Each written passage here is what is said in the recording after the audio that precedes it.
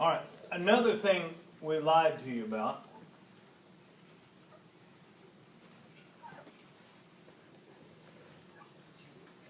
And I imagine God has a place for musicians who lie clearly out of convenience. It's not that we want to be deceitful, it's just convenient for us to lie. God has a place for us all. I imagine it's hell for the musicians. Yes? Wait, so you said whenever the bottom number's 4, the whole note equals 4 beats. Mm-hmm. So if it's like 3/4, is it still 4? Or Well, in 3/4 you can't actually use it because your measures are only 3 long. Oh, so you wouldn't use it. What you would have to do in 3/4, you could still get the sound of a whole note, but you'd have to do it 3 beats of a dotted half tied to a quarter note there. Okay. Okay? In other words, you would not see a whole note in 3/4 unless you saw it from somebody who was confused. Can you, I might be wrong about this, but can you basically write any music in any time signature? It's just more convenient to write certain things in certain time signatures. In a way, that is true. In a way, that is true. If you find that as you write something in a certain time signature, you are having to use small portions to catch up to where your agogic accents are to be, then you might re-look at your time signature. There might be another one that would allow you to land on an agogic accent in every measure. For instance, if you accidentally started writing it in 3/4, but your mind, it was 4/4, you'd keep ending up every now and then having to write a 1/4 bar so that the next bar would sound like the beginning because it wasn't going to be, you know. And if you're doing that over and over again, then obviously you're in the wrong time signature. But now, there are some really cool things people do with time signatures. I think what I was going to say, well, let me tell you very quickly about lying to you about the dot as well. And then I will go into some really cool time signatures that I wish I had thought of.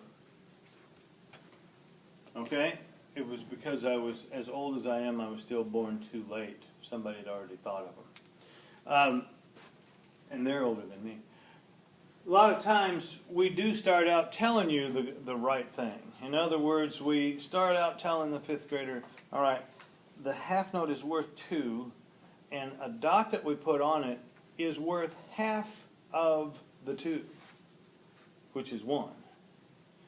And we try to describe to them, you know, appropriate math, and music teachers don't do well teaching math. Music teachers don't understand math, so we wouldn't do very well teaching math. So eventually we just throw our hands up and say, the dot's worth 1, kids. The dot's worth 1. The dotted half's worth 3. Both of those statements are only correct if you are in either 3/4 or 4/4 time.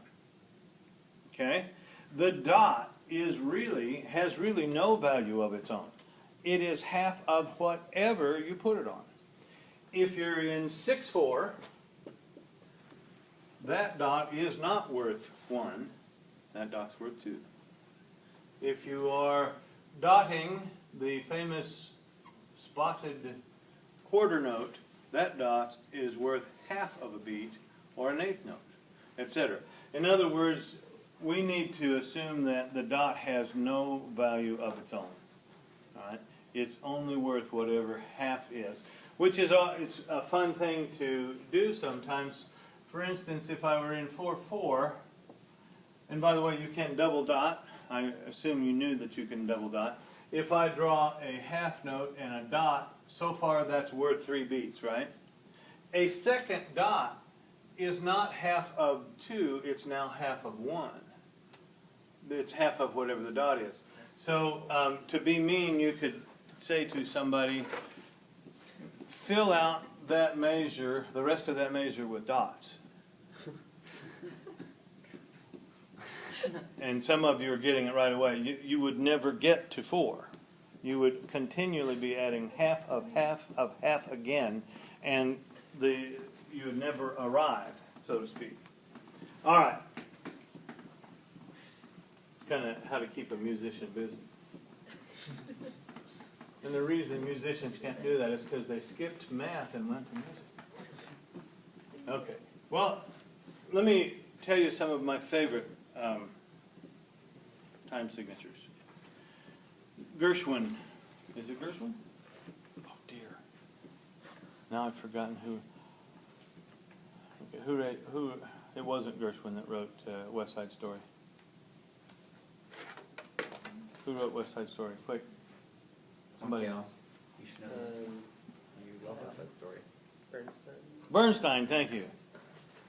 He was a contemporary of Gershwin. How'd you do that?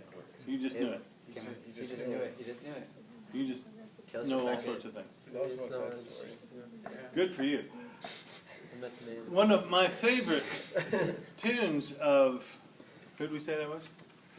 Bernstein, thank you. It's not going to say him for a while, sorry. You mind if I just call him Gershwin?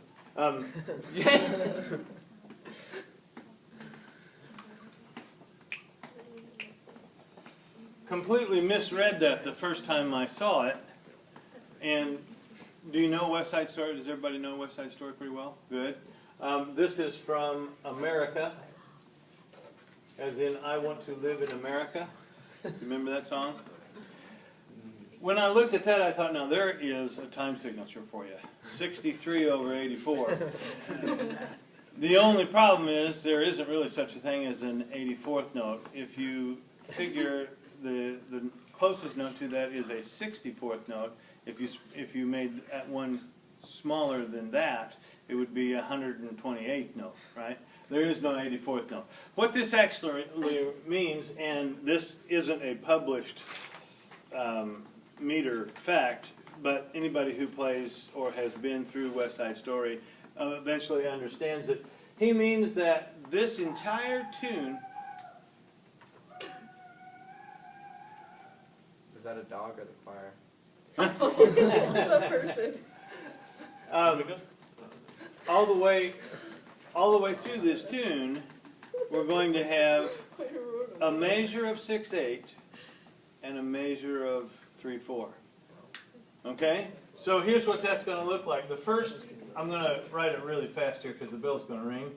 The first measure looks like this, and I don't need that actually. I don't know why I wrote that up there. But anyway, we're going to group them in threes, and this measure is going to be grouped in twos.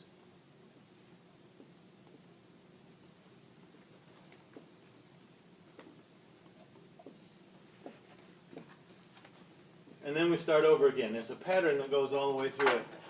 I want to live in America, okay by me in America. 1, 2, 3, 4, 5, 6, 1, 2, 3, 4, 5, 6, 1, 2, 3, 4, 5, 6, 1, 2, 3, 4, etc. Sorry. And if you haven't heard that tune, you should YouTube it.